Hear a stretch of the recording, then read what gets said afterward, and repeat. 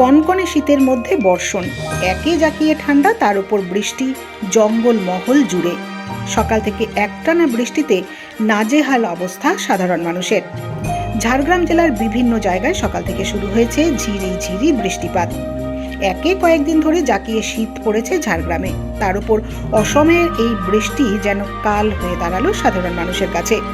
সাধারণত অক্টোবর থেকে ফেব্রুয়ারি মাস পর্যন্ত জেলার আবহাওয়া ভালো থাকে।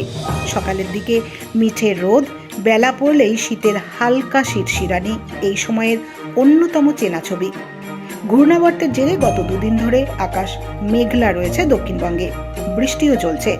পাশাপাশি সকাল থেকে কুয়াশাচ্ছন্ন রয়েছে একাধিক এলাকা।